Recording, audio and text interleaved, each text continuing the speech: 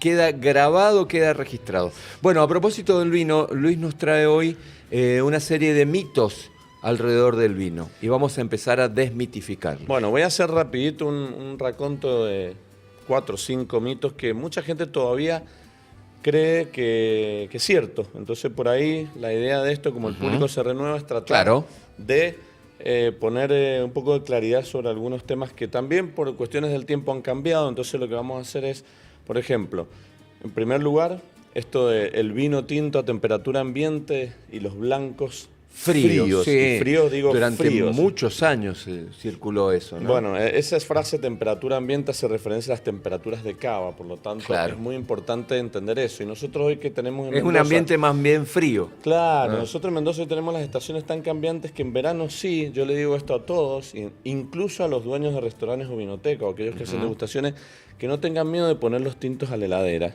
Enfriarlos, tampoco tanto que no se pase, sino tener ese equilibrio y esa armonía. ¿Cuál es el rango de temperatura recomendado? Mirá, normalmente yo siempre digo que los tintos depende de cómo los sirvamos, ¿no? Es importante el lugar, pues yo los puedo sacar de la heladera, por ejemplo, un blanco a 9 grados, 9, 10 grados, que me parece una excelente temperatura para disfrutar del vino, pero por otro lado, si ese vino lo voy a llevar a una terraza o afuera en verano con 40 grados, probablemente ese vino en el transcurso de esos tiempos se suba a esa temperatura.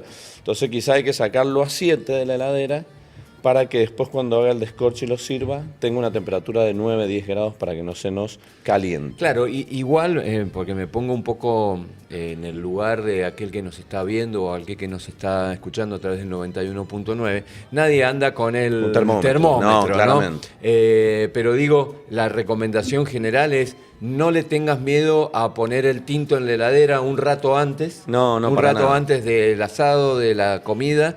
Los blancos también fríos. Sí, los blancos, espumosos y rosados yo siempre digo frescos, porque nunca los extremos son buenos, ni tanto para el tinto ni para el blanco, tan frío ni tampoco dejarlos cálidos, porque perdemos la mayoría de la estructura aromática y sensorial de los vinos. Eso, ¿qué es lo que perdés al momento de tomar un vino, de degustar un vino, si no está la temperatura adecuada o la temperatura ideal para poder disfrutarlo mejor? Y primero en los tintos, por ejemplo, si está caliente se sube el tenor alcohólico y la percepción alcohólica nos molesta y hace que dejemos de tomar. Y en los blancos, si lo enfriamos gran recomendación mucho, claro, porque o sea, vos decís, le sentís más el alcohol. Claro, vos decís que alcohólico está este vino, ¿no? ¿Querés tomar más? Le sentís más el alcohol si no está a buena temperatura. Mirá vos. Exactamente. Y en los blancos o en los tintos, si vos los enfrías demasiado, perdés aroma, perdés sabores, o sea, estás tomando un líquido frío. Y eso a la larga tampoco es bueno si queremos disfrutar del producto. No lo disfrutás, ¿no? Ahora, yo siempre doy estos consejos, después cada uno hace lo que quiere en su casa, gente que le gusta tomar el vino tinto bien frío, perfecto, bueno, eso ya es una decisión de cada uno, pero en lo que concierne al producto en sí, es bueno respetar las temperaturas por el vino en sí mismo, no por una maña o un capricho que tenemos los sommeliers o los comunicadores. Y ahí te hago una pregunta, porque a veces se reemplaza esta falta de frío, de refrigeración, con hielo. A ver, con hielo, si vos no te queda otra, vas a un restaurante, no tenés frapera y no hay manera de enfriar la botella, el hielo nos puede ayudar a poner el hielo, no a licuarlo, sino ponerlo unos segundos, moverlo y sacarlo con una pinza. Entonces enfriamos el producto que tengo aquí y perfectamente ya tenemos un vino a una temperatura más baja como para salir del paso cuando vas a un restaurante y no les quedan frapera. Bien. Interesantísimo. Bien, vamos con otro. Vamos con otra. La tapa rosca en los vinos está asociada a vinos de baja calidad. De ninguna manera, de ninguna manera. La tapa rosca hoy es un gran sistema, súper práctico, nos evita que el descorchador nos tienta a consumir más. Nosotros vemos en la heladera un vino tapa rosca y nos da más ganas de abrirlo que el mismo que tiene corcho. Y aparte es más fácil para conservar. Es más fácil para conservar, entonces es un tipo de tapón más práctico y está hoy asociado a vinos jóvenes, ligeros, vinos rosados, blancos y también, ¿por qué no, tintos? Estoy consumiendo unos vinos de una reconocidísima bodega internacional que exporta incluso con taparrosca. Bueno, ahí tenés un ejemplo. Por lo tanto, no tenemos que asociar calidad con el tapón. Eso es uno totalmente importante. Queda clarísimo. Después tengo otro que es interesante, que es, lo hemos hablado en otros casos, que es el vino mientras más caro, mejor. Acá rompemos dos mitos. Uno, la palabra mejor no existe, porque mejor para vos no es mejor para mí, sino que el vino que más te gusta puede ser el término más adecuado, pero sí te digo que un vino caro, en realidad el vino tiene un valor comercial, es costoso si se quiere. ¿Por qué? Y porque un vino la botella de este vino se arma con una seguidilla de precios o costos de insumos. Hay insumos, hay cantidad, bueno, hay mucho. Tiene un sentido ese precio. Tiene un sentido ese precio, incluso hasta marketing, ¿no? Hay un porcentaje de precio de marketing. Pero una cosa es que me digas vino caro, otra cosa es que me digas vino costoso, y otra cosa es que me diga, porque yo te digo, ¿qué es un vino caro, Luis? Quizás para vos un vino caro es 80.000 pesos una botella. Depende del bolsillo de cada uno. Claro, y para mí quizás es de 350.000 pesos una botella. Eso también tiene mucho que ver con poder adquisitivo, deseos de compra. Entonces, yo siempre digo, ningún vino es caro. Hay vinos que puedo pagar y vinos que no puedo pagar, o vinos que no quiero pagar. Muchas veces podés pagar vinos todos los días 80.000 pesos, pero no querés, que ya te tomás vino de Dama Juana porque te gusta. Sí. Entonces, relacionar el precio con la felicidad que te puede dar ese vino es falso. Lo mismo que los premios. A mayor cantidad de vinos, de premios que pueda tener un vino, tampoco significa que eso me va a dar satisfacción, placer o felicidad tomarlo. Bueno, esto es algo que vos venís insistiendo desde todo este tiempo que nos conocemos, incluso desde antes, vos con tus programas aquí, que el mejor vino en todo caso es el que te genera un mejor momento, no por el que pagás más, ni el que tiene mejor marca, ni premio, ni etcétera, ¿no? Tal cual. Aquel que te lleva o que te acompaña en un momento especial o en una comida particular o en o en la posibilidad de pasar un momento agradable. Vos cuando probás vinos económicos, intermedios y caros, porque por ahí no los pagaste, pero fuiste a un lugar y te convidaron, vos ahí mismo solo vas a sacar tu conclusión personal de decir, mira, la verdad es que he probado vinos de Francia, he probado vinos premiados, vinos caros, pero me sigo quedando con esta línea de vinos que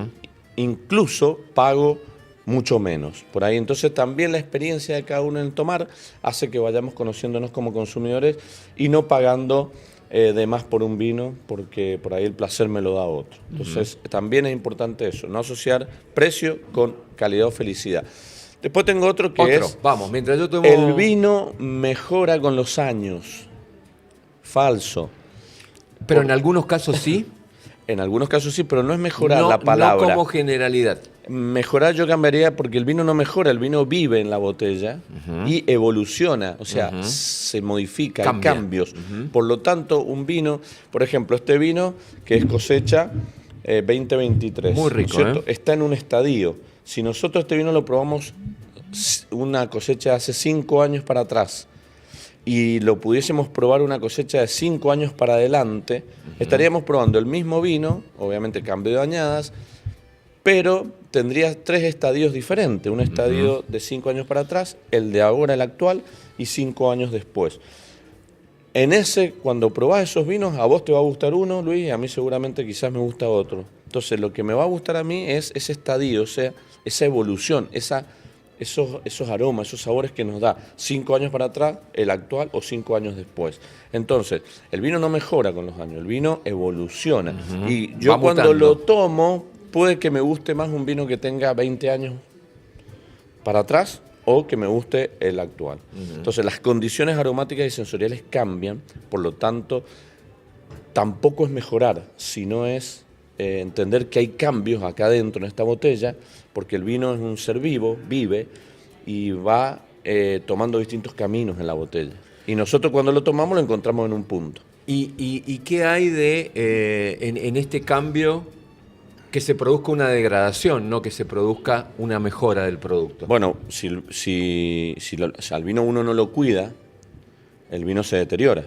¿Cómo se cuida el vino? ¿Cómo se cuida? Por ejemplo, manteniéndolo guardado en lugares frescos, o sea, no en la cocina, por ejemplo.